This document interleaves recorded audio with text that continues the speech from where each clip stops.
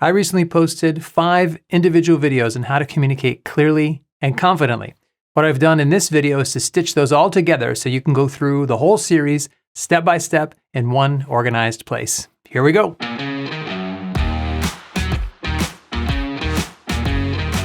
The point of this video, part 1, is that if you want to speak more clearly and confidently, then use plain language. Why is that? Because plain language is clear language. You'll be at your most confident when you know what you're saying. Tip 1, don't use fancy vocabulary words for their own sake. A lot of people don't like this tip, but it works. I'll give you some examples in a minute, but I wanted to first address why we sometimes use fancy words when they don't add value.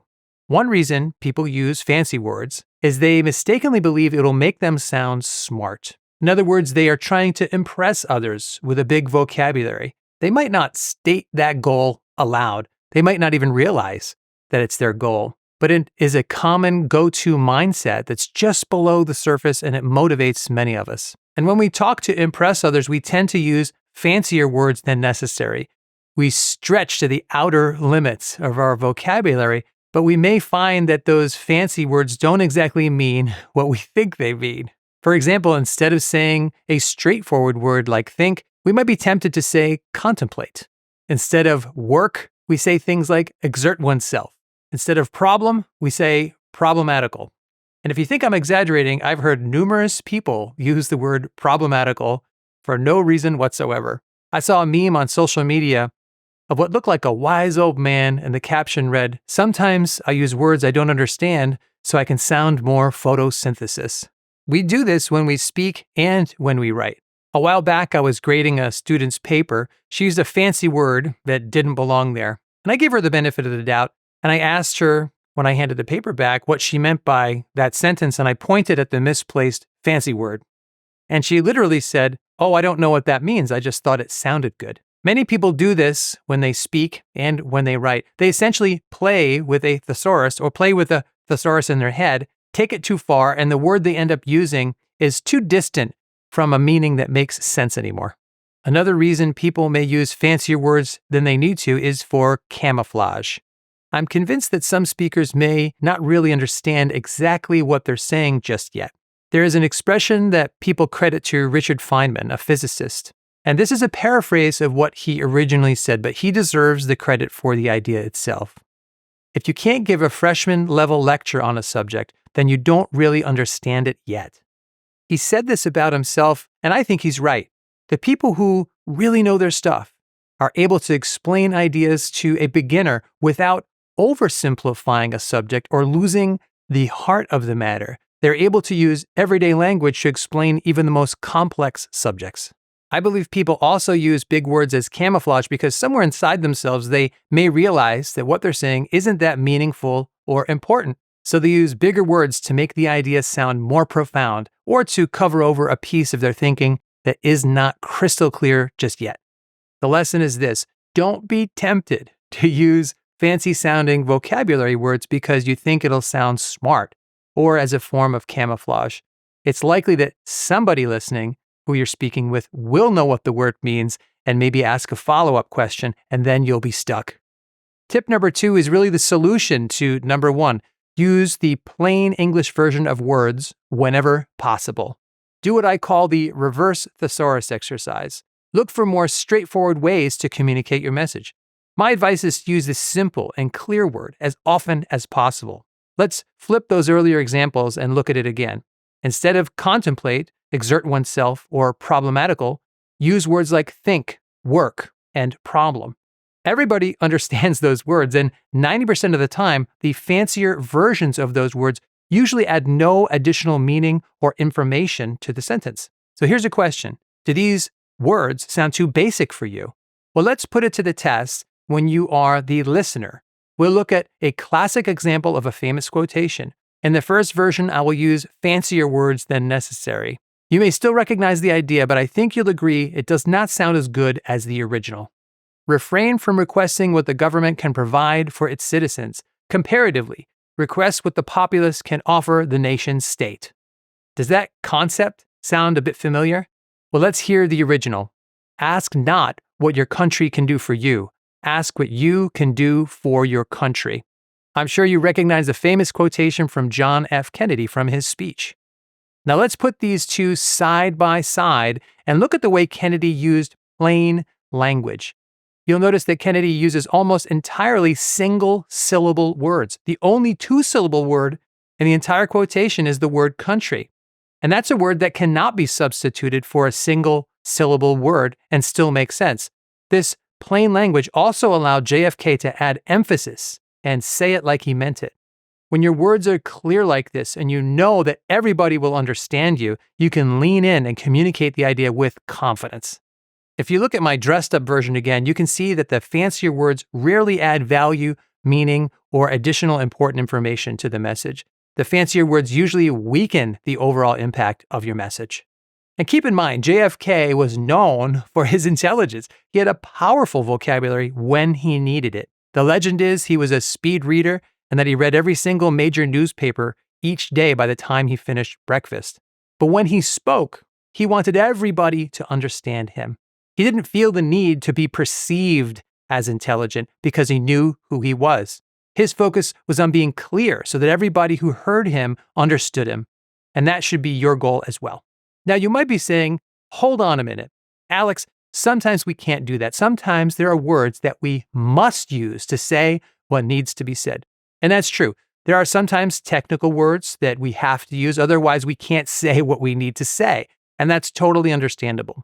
The tip is to keep the rest of your sentence simple and clear so that the irreplaceable words don't get lost in a sea of other demanding words. By the way, if you like what you're hearing, I encourage you to find out more about my classes and group coaching options in my Communication Coach Academy. You may want to take a look at our free class and handout on the top 5 essential communication skills that all professionals should have.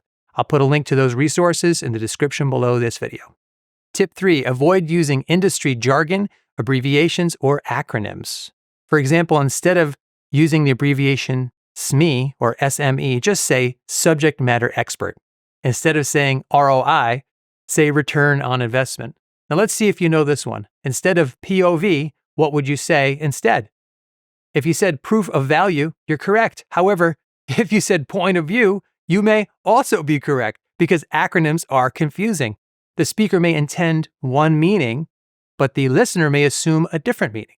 The research I've seen shows that abbreviations, jargon, and acronyms create misunderstandings. That's the opposite of clear and confident. I witnessed this firsthand a few years ago when I was working with a client on an offsite retreat. As part of the weekend, we had 40 individuals who were all part of the same division in a large international company.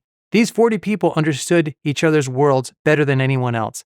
But when one of the speakers went up to present and filled his presentation with technical terms, jargon, and acronyms, by the end, almost nobody had any idea what he was talking about anymore.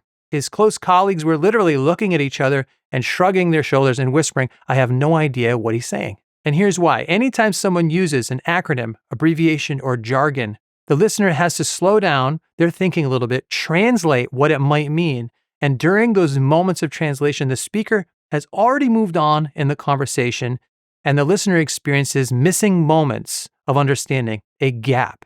Using jargon and acronyms like this creates a series of gaps in your listeners' minds, and they're missing pieces of your ideas. These add up, and listeners won't be able to follow what you're saying as well by the end.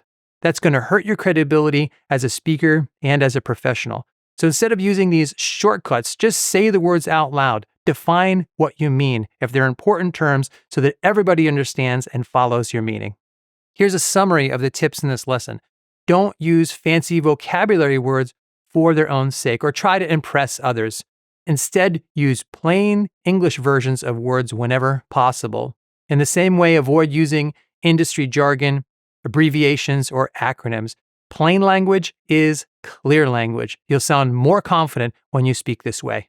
As I mentioned, I encourage you to find out more about the free resources on the website that you can take advantage of and that class on the top 5 essential communication skills that all professionals should have. This is a 5-part series on how to speak clearly and confidently. Tune in next time when you learn about how to use concise sentences to their maximum advantage. I look forward to reading your comments below about what you thought of this video and the tips in it. Until next time, thanks, God bless, and I will see you soon.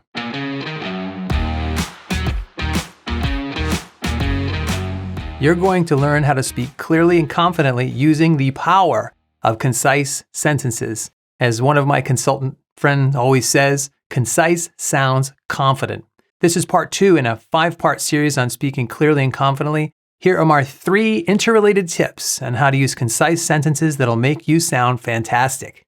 1. Avoid long, demanding sentences. When I coach corporate clients, one of the most common communication issues I see is that they speak in really long sentences.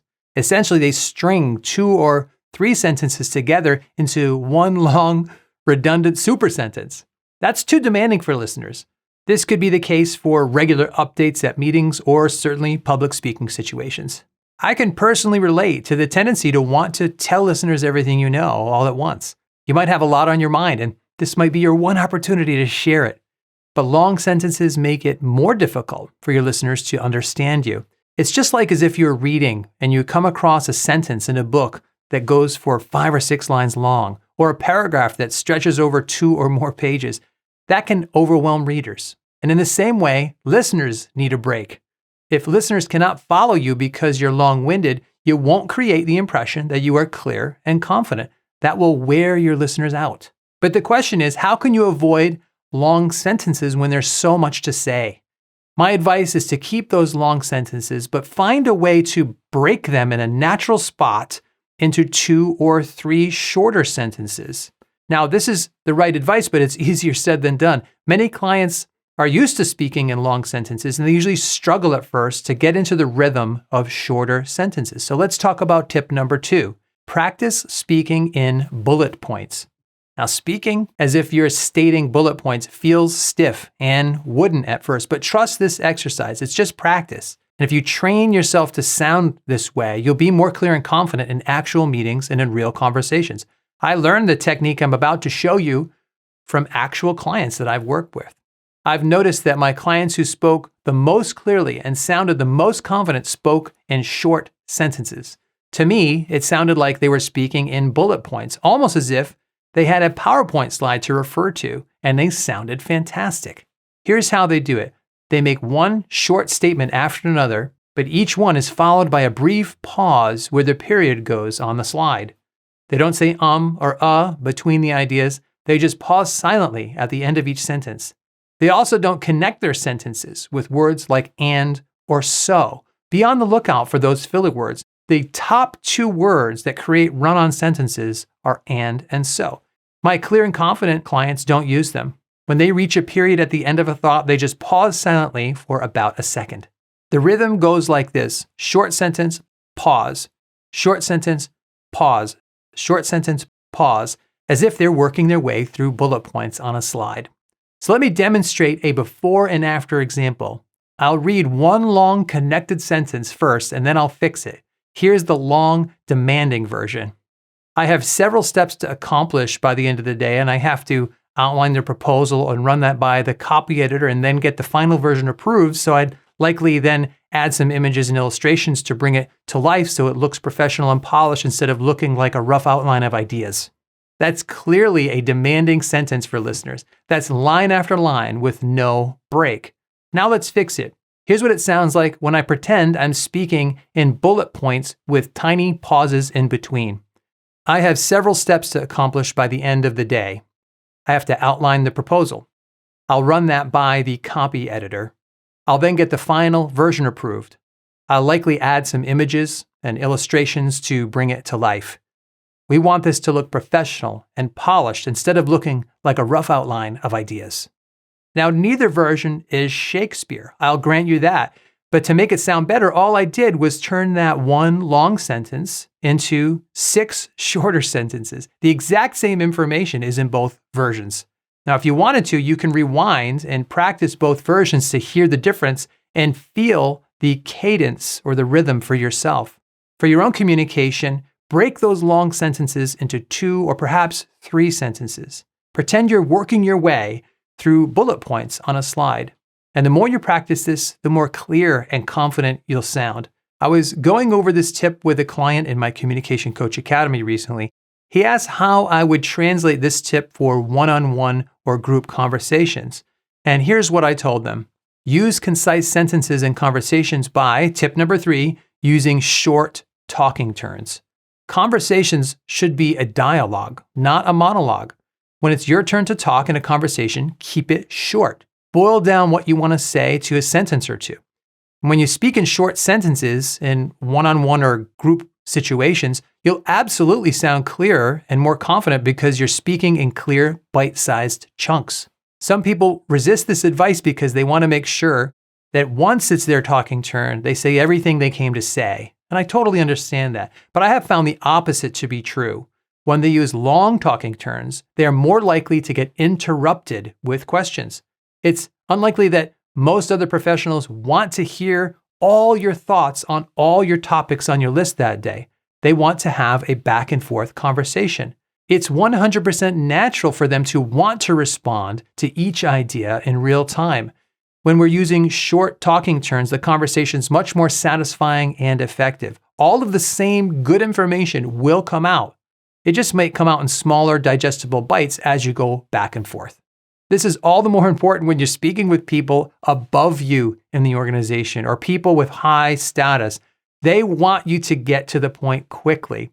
If you have a high-stakes conversation on your calendar like this, then prepare yourself ahead of time to take short talking turns and make sure it's a dialogue. Don't attempt to monologue with a long talking turn with high-status people in business. They want you to lead with the bottom line, and then you can both talk about it. In summary, concise sounds confident. Here's a recap of how to use concise sentences. Avoid long, demanding sentences. Practice speaking in bullet points and use short talking turns.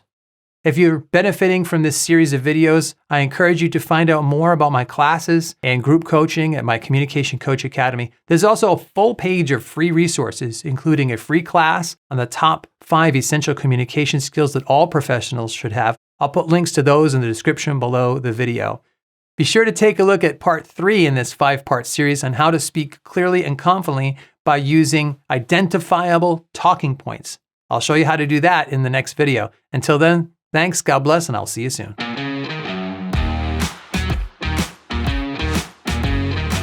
You're going to learn how to speak clearly and confidently by designing your message with logical main points.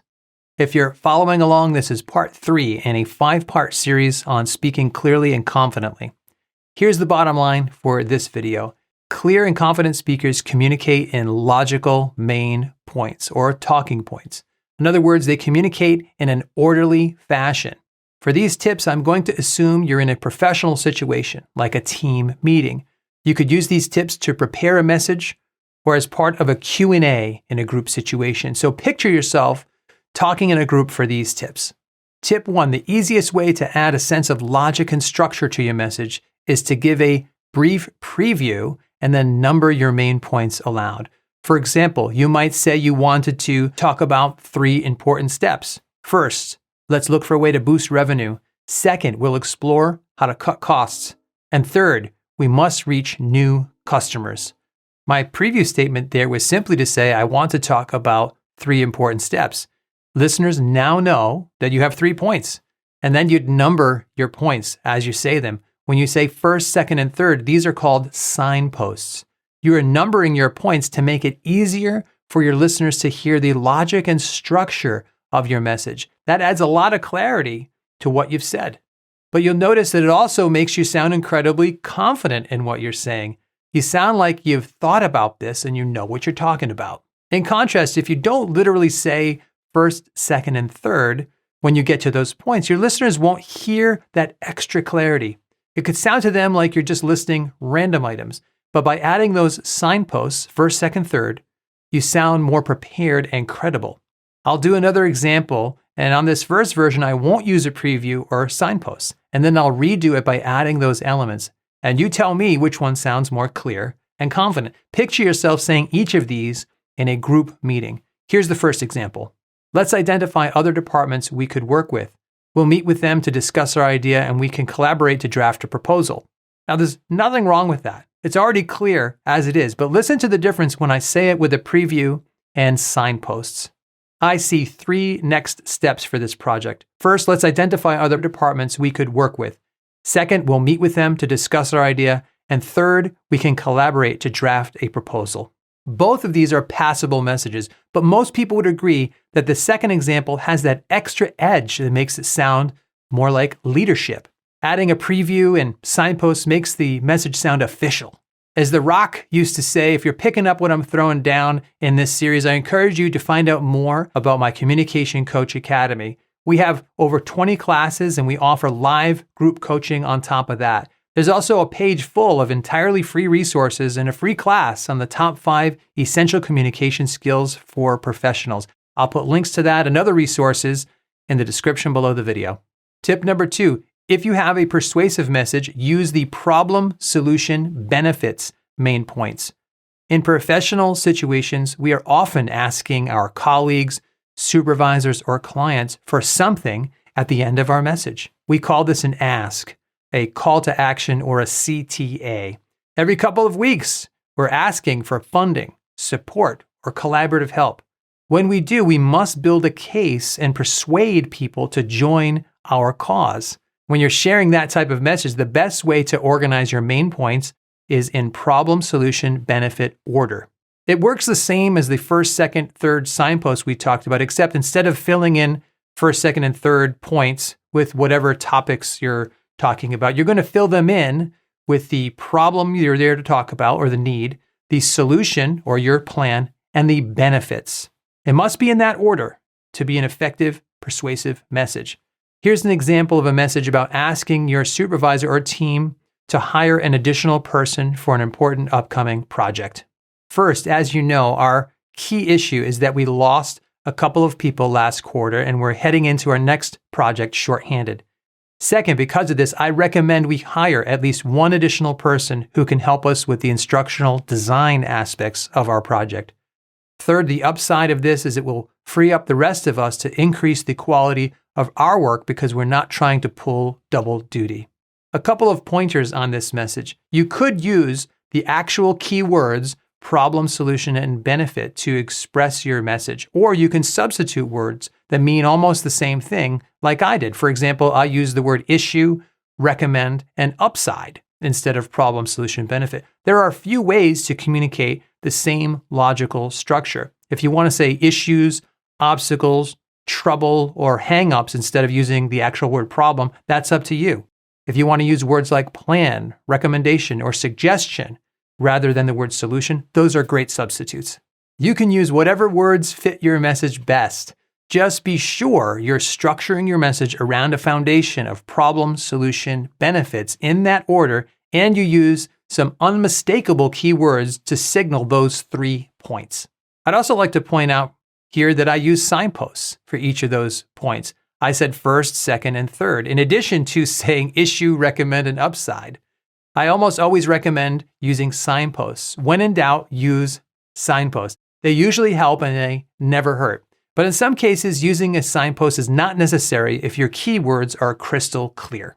Tip number 3 is a variation on a persuasive message design. For some messages, 3 points structured around problem, cause, solution may be a better fit for your message than problem, solution, benefit. And there are really no ways to tell ahead of time which design is best in your particular situation for your message and your audience. That choice is up to you. But in my experience working with my clients, I find that problem, cause, solution main points tend to work really well with an internal audience, like your team or perhaps your supervisor. Most of my clients agree that problem, solution, benefits main points work equally well with either an internal audience, like those people that I just mentioned, or an external audience, like a potential client. Here's an example of what problem, cause, solution main points sound like for a brief message. And for the sake of variety, I will not use signposts in this example so you can see how it sounds just with the key words. Our biggest problem currently is that we have been losing more clients because of attrition than we thought we would. The cause of this has been the lack of a coherent onboarding and orientation process for new clients. The solution I recommend is to create a new onboarding process that includes a balance of face-to-face interaction and email follow-up in equal measure. Some people I've worked with are hesitant to use keywords that are as deliberate as problem, cause, solution. Like before, you can substitute other keywords and phrases for these. Just make sure your keywords stand out and are unmistakable so your listeners know exactly what point you're on. There are other ways to design your message around logical points, but these are the top 3 ways that you've probably already heard in most professional settings. If you can learn to speak like this and make it a habit, you'll sound 10 times more clear and confident for every important message you share. I quoted The Rock earlier, and I'm going to quote him again. If you smell what I'm cooking in this series and want to find out more about my Communication Coach Academy, then take a look at all the links in the expandable description below this video. There are free resources there, as always, on the site. And I look forward to hearing your point of view on this video in that comment section below. Until next time, thanks, God bless, and I'll see you soon.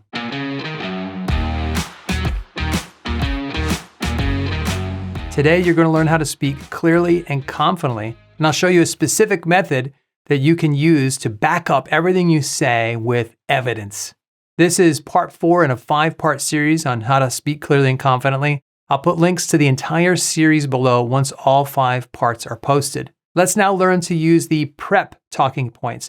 PREP is an acronym, which you probably know I don't like, so let me quickly explain this. When you have something important to say, do it in this order. State your point of view.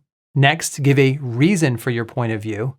And then you give a concrete example or other evidence that illustrates your point of view. When you add even a little bit of evidence like this, you'll sound much more confident and persuasive. And then you restate your point of view at the end to show that you've finished your talking turn. I consider the second P in the PREP method optional depending upon the situation and the length of your message. We'll talk through some examples in a moment, but first, the PREP method and talking points comes from the world of impromptu speaking. In the real world, the PREP points are useful for any kind of group meeting situation, high-stakes conversation, or during a Q&A session where you have 2 simultaneous goals. First, you want to sound clear and concise and confident, but second, you also want to make sure you support what you say with evidence and stay on track while you do it. You can use this for a message that's as short as 3 sentences, or let's say 15 to 20 seconds, or you can develop it a bit into a 30 to 45 second message. Let's walk through this. Here are the first 2 examples of how I would sound in an everyday conversation. For these first 2 examples, we'll do the short version of about 15 seconds or so, and I'll leave off the optional P at the end because it's really not necessary for a message this short. Here's my first example. Pickleball is now one of the most popular sports around, and I think we should get on board. One reason for its popularity is that anybody at any skill level can play. For example, I have a friend who is 80 years old and plays couples with her husband, but when her grandchildren visit, they all play together. Here's another example of what that would sound like in a professional situation. We'll pretend we're in a group meeting with your team and we're talking about what vendor your team should work with moving forward. It's now your turn to voice your opinion, and you're going to use the PRE points. For example, you could say, I recommend we hire vendor A because we already know they do quality work and they're easy to work with. Our last project with them, for example, came in under budget and a month ahead of schedule. In mere seconds, you can use the PREP method to express yourself clearly and confidently and back up what you say with a concrete example. Let's do some additional fine-tuning so we can really understand each point here, and that will also help us expand this to a 30 or 45-second message. The first P is pretty straightforward. This is where you express your point of view, position, or opinion about a subject. This is your bottom line. In school, you might call this your thesis statement. My tip for the P is that this is what you would say if you were only allowed to say what you thought in one concise sentence. Next, the R stands for reason. This is where you will give a clear explanation of why you have that point of view in the first place. This answers a question listeners will usually ask themselves before they realize it. They might be thinking, for example, well, why do you believe that? To make it bulletproof, the way I coach my clients is to literally use words like because, or start with the phrase, the reason is. When you start with those lead-in keywords, you will usually be able to find the rest of the words to offer a clear reason for your point of view. That's exactly what I did for my previous examples. When I talked about the popularity of pickleball, I used the lead-in phrase, one reason. For the professional example, I said I wanted to do business with vendor A, and I signaled that I was giving a reason by using the keyword because. So my tip for the R, the reason, is that if you're not sure how to explain why you have that point of view, use keywords like reason or because as you draft your message, and that will usually help you state your reason more clearly. With that in mind, let's talk about how to turn this into a 30 to 45 second message. For a slightly longer message like this, the first two steps, the P and the R, stay exactly the same. You should still express your point of view in one sentence and give your reasons in one or perhaps two very concise sentences. But as mentioned, the E stands for example or evidence. In my earlier illustrations, my examples were quite short, but a longer message usually means providing additional examples or evidence.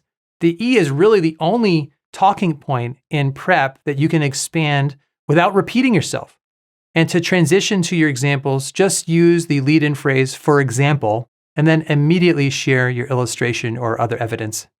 For pickleball, I could have added additional examples to make this into a longer message. I originally gave examples about how my 80-year-old friend plays, and they also play with their grandchildren. But let's say I was sharing this message with my local Parks and Recreation department and leaders, and I wanted to convince them to add some pickleball courts to our community center. For that audience, I would add some other evidence in the form of statistics and other information. I would have shared that the Association for Pickleball Professionals shows that over 36 million Americans now play the sport. It's now more popular than tennis. I would have mentioned that the cost of pickleball is less than half of what it costs to play tennis. I would have mentioned that 3 nearby towns now have dedicated pickleball courts and leagues. You'll notice that each additional piece of information and evidence is unique, and that's really important. Make sure each example adds new information so that you don't simply repeat yourself and get long-winded. I could do the same thing with my example about hiring vendor A. I would add additional examples and evidence that back up my message without repeating myself. So to expand a prep message to between 30 and 45 seconds, the only point you expand on is the E by adding more examples and evidence. The other talking points stay exactly the same. But now because your message is a bit longer, this justifies adding the second P to the end. This is where you restate your point of view. The second P, if you think about it, functions as a one-sentence mini conclusion for your message. You might reword the second P a little differently than the first, but it must reiterate your original point of view to show that you're finished talking. I would say, and that's why I believe we should get on board with pickleball. Or, to me, vendor A is the right choice. To summarize, use the PRE points if you have a brief message to share and want to support that with evidence. And use the entire prep method with the second P if you have a slightly longer message and want to support everything you say with additional examples and more evidence. Both are extremely tight ways to make a point, and you now know how to express yourself clearly and confidently and back up everything you say without getting long-winded. I encourage you to take a look at my website at all the free resources we have there, like the class on the top 5 communication skills that every professional should have. I'll put links to that below and to my Communication Coach Academy, so you can take a look at that while you're there. We have classes and other group coaching options as well. And stick around for the 5th and final part of this series. In that next video, we'll talk about how you can speak with more conviction in everything you say. Till next time, thanks, God bless, and I will see you soon.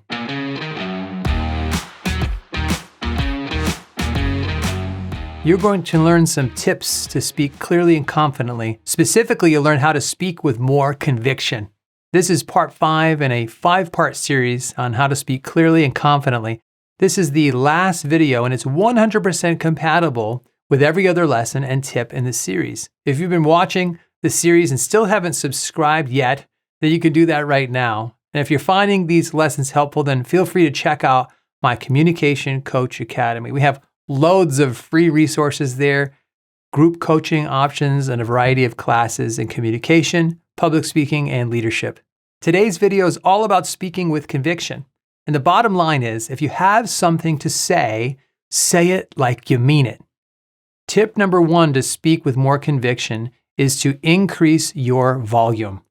I would say that more than half of the clients I work with do not speak loudly enough in group situations or during presentations. The trouble is, people who speak softly generally do not sound confident in what they're saying. If you speak at a below average volume, it's going to create a below average impression. In contrast, if you can increase your volume by just 10 or 20%, everything you say will sound more enthusiastic and committed. If you're in a one-on-one conversation, of course, you have to keep the level of volume conversational. But in front of a group of almost any size, increase your volume by about 10 or 20%. For public speaking, the tip is to let your voice fill the room. The larger the room and the more people that are there, the more volume you use. When you speak a little louder, it'll make everything you say like you're speaking with conviction. When I work with clients, we'll often do this in workshops with somebody who is speaking too softly for the room. They volunteer and we put them up there in front of everybody. We're really supportive and we gradually get them to speak louder. And you can try this with me right now. And I'm going to use a sample sentence about pickleball from a previous lesson in this series. We'll gradually increase the volume. And it's just about pickleball, but you'll see how this makes a difference. Repeat the sentence after me in your normal speaking volume. Pickleball is now one of the most popular sports around. Now let's say that again, and this time let's speak 10% louder and let your voice start to fill whatever room you're in. Pickleball is now one of the most popular sports around. Now let's increase the volume one more time to 20% higher than your normal volume and say it again with me. Pickleball is now one of the most popular sports around. Now I'm not there with you, but I'm willing to speculate that when you speak a little louder, you'll sound more confident and convinced about what you just said. You may also notice as you practice speaking louder that you're benefiting from a few other positive side effects. I've noticed that when most of my clients increase their volume, they also increase their vocal variety in the sound of their voice. So they no longer sound monotone. That's because increasing your volume naturally improves your tone and inflection. My clients also usually start to become more animated in terms of their gestures and their body language and their facial expressions. I can't obviously see you right now, but let me ask, did you notice that your facial expressions became more animated when you increased your volume? Did you gesture with your hands without realizing it? All of that will make you come across as more confident in what you're saying. So all you have to do is increase your volume by about 10% or 20%, and you'll look and sound like you're speaking with more conviction. Tip number 2 to speak with more conviction is to emphasize the most important words in each sentence. In fact, I just did that in my previous sentence, so I'll do it again and you tell me which words I emphasized. To speak with more conviction, emphasize the most important words in each sentence. Did you hear it? And you can do the same. All I did was slow down and lean into what I considered to be the most important words. And you should do that in every single sentence. Just pick whatever 2 or 3 words in a row matter the most in each sentence. Slow down and add emphasis to them. There are lots of reasons to emphasize key words. The first is that when people speak too rapidly and rush through every thought in every sentence, it doesn't sound confident. It sounds like they're just trying to get through a message, and their main goal is to get it over with. Now, rushing through may help you accomplish the goal of finishing as fast as possible, but it's not going to make you sound like you believe what you're saying. Another reason people rush is because of anxiety and nerves. But whatever reason you have for speaking too quickly, emphasizing the most important words in each and every sentence will give you a much more confident sounding rhythm. It also helps your listeners because now they know that if it's important to you as the speaker, then you're signaling that it should be important to them. And here's another tip within a tip. When you get to the end of your talking turn, make sure you use the same type of emphasis on the last 3 words you say. And make sure your voice goes down at the end toward the period punctuation mark. It should sound like you are landing the plane on your talking turn. Let's use our pickleball example again and say it along with me.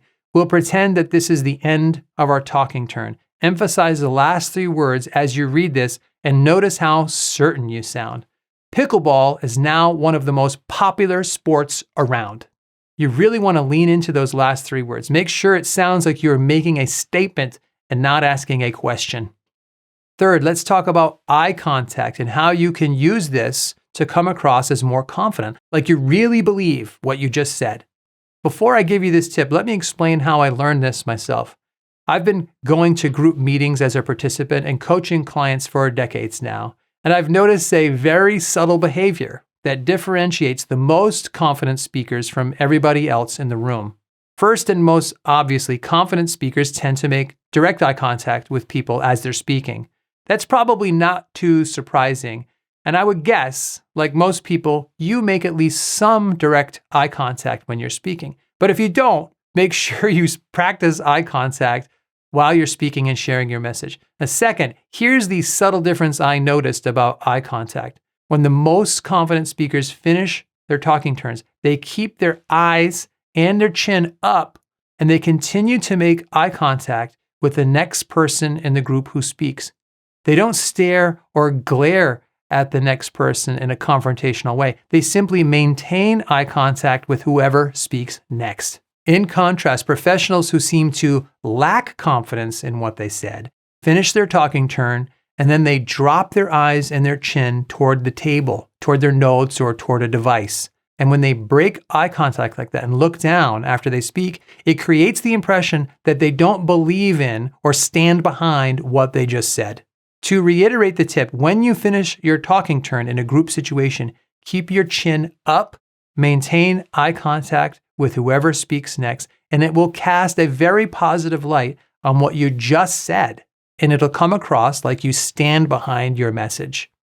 If you watched all 5 videos in this series on how to speak clearly and confidently, please let me know in a comment. I would love to celebrate that with you with my own comment, and I will give you a heart. And don't forget to take a look at my website. There's free resources there that I mentioned, group coaching options and classes. Thank you for joining me in this journey. Until next time, thanks, God bless, and I will see you soon.